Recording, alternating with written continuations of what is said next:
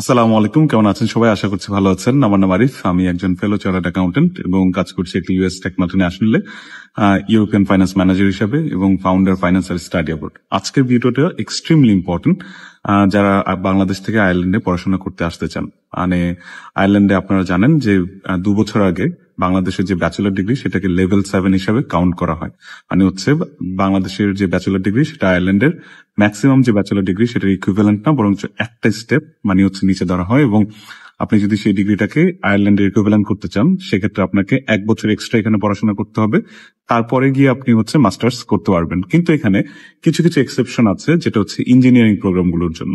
So যারা বাংলাদেশ থেকে রেপুটেড university বা হচ্ছে বোর্ড অফ হচ্ছে accreditation for engineering and technical education একটা বডি আছে বাংলাদেশে, যারা ইঞ্জিনিয়ারিং ব্যাকগ্রাউন্ডে তারা জানেন যে ওই যে একটা বডি সেখান থেকে যে অ্যাক্রেডিটেড প্রোগ্রামগুলো ইঞ্জিনিয়ারিং এর সেখান থেকে যদি কেউ পড়াশোনা করে থাকেন তাহলে কিন্তু আয়ারল্যান্ডের ইউনিভার্সিটিগুলো সরাসরি মাস্টার্সের জন্য অফার লেটার ইস্যু করেন। এখন এটা করতে যে আমি একটা খুব সিভিয়ার একটা ইস্যু নোটিস করলাম, সেই জন্য ভাবলাম আপনাদের সাথে এই জিনিসটা নিয়ে কথা বলবো। তো আমি যখন ওই ওয়েবসাইটটাতে গেলাম 2-3 দিন আগে, আমার টিম সহ আমরা যখন দেখলাম যে বাংলাদেশে কোন কোন প্রোগ্রাম, আমরা ইউজুয়ালি যেটা হয় যে একটা স্টুডেন্ট আসলো তার প্রোগ্রামটা আমরা চেক করি যে অ্যাক্রেডিটেড কিনা এবং সেই অনুযায়ী হচ্ছে আমাদের টিম অ্যাপ্লাই করে। কিন্তু কিছু কিছু ক্ষেত্রে আমরা দেখেছি যে এই যে ওয়েবসাইটটা বা অ্যাক্রেডিটেশন বডি, সেখানে হচ্ছে সাবজেক্ট লিস্টগুলো নিয়মিত আপ টু ডেট হয় বা আপডেট করা হয়। তো সেটা দেখতে যে সম্প্রতিকালে একজন স্টুডেন্ট হচ্ছে, সে বুয়েট গ্রাজুয়েট, সে যখন আয়ারল্যান্ডে একটা ইউনিভার্সিটির জন্য অ্যাপ্লাই করতে আসলো তখন হচ্ছে আনফরচুনেটলি তার যে সাবজেক্টটা, সে কম্পিউটার সায়েন্স এন্ড ইঞ্জিনিয়ারিং ব্যাকগ্রাউন্ডের, তার সাবজেক্টটা কিন্তু বাংলাদেশের সেই বোর্ড অফ যেটা বললাম যে অ্যাক্রেডিটেশন ফর টেকনিক্যাল অ্যান্ড হচ্ছে আপনার ইঞ্জিনিয়ারিং অ্যান্ড টেকনিক্যাল হচ্ছে এডুকেশন, সেখানে কিন্তু ছিল না। সো এটা আসলে শুধুমাত্র আমাকে না, আমার টিমের সবাইকে অবাক করেছে। যেখানে বুয়েটের যারা সিএসএ গ্রাজুয়েট, তারা গুগল থেকে শুরু করে মাইক্রোসফট, মেটা, অ্যাপল, বিশ্বের সব বড় বড় কোম্পানিতে আছে এবং বুয়েটের কোয়ালিটি নিয়ে নিঃসন্দেহে আমাদের কোনো মানে হচ্ছে বলার কিছু নেই। বাংলাদেশে বুয়েট হচ্ছে বেস্ট হচ্ছে institution for engineering education. But at the same time আয়ারল্যান্ডের পার্সপেক্টিভ থেকে যদি আমরা চিন্তা করি, আয়ারল্যান্ডে কিন্তু বুয়েটকে ওইভাবে চিনবে না, চেনার কথাও না। সো বাংলাদেশেরই উচিত হচ্ছে বুয়েটকে আয়ারল্যান্ডের কাছে চেনানো, যে বুয়েটের র্যাঙ্কিং, বুয়েটের রেপুটেশন কেমন সেটা জানানো, এবং সেটা জানানোর উপায়টা কি, সেই অ্যাক্রেডিটেশন যে বডি আছে সেটার মাধ্যমে।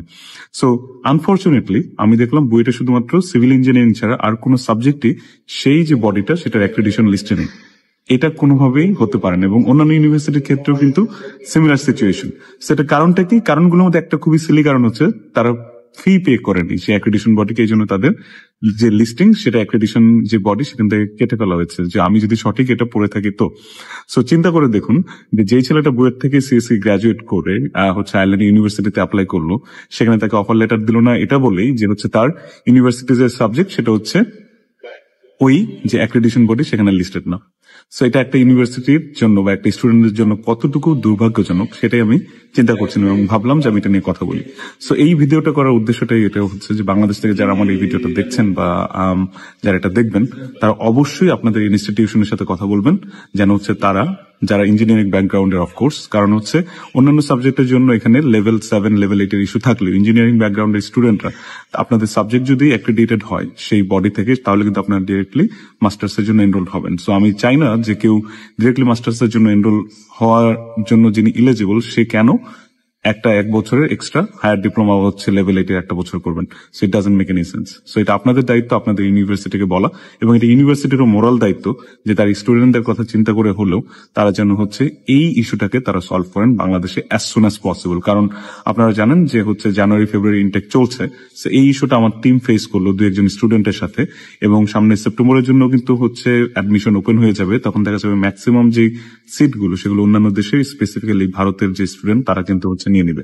তো এই জন্যই বাংলাদেশে বুয়েট হোক বা ঢাকা ইউনিভার্সিটি হোক বা প্রমিনেন্ট যতগুলো ইউনিভার্সিটি বা ইঞ্জিনিয়ারিং ইনস্টিটিউশন বা ইঞ্জিনিয়ারিং ইউনিভার্সিটি আছেন, তাদের যারা স্টুডেন্টের ভিডিওটা দেখবেন, অফকোর্স আপনি চেক করবেন ফার্স্ট অফ অল আপনার সাবজেক্টটা আছে কিনা সেই লিস্টে, এবং সেই অনুযায়ী আপনার ডিপার্টমেন্টকে বা ইউনিভার্সিটিকে প্রেশারাইজ করবেন বা হচ্ছে কনভিন্স করার চেষ্টা করবেন তারা যেন অ্যাজ সুন অ্যাজ পসিবল সেই অ্যাক্রেডিটেশন লিস্টে আপনার সাবজেক্টটাকে ইনক্লুড করে।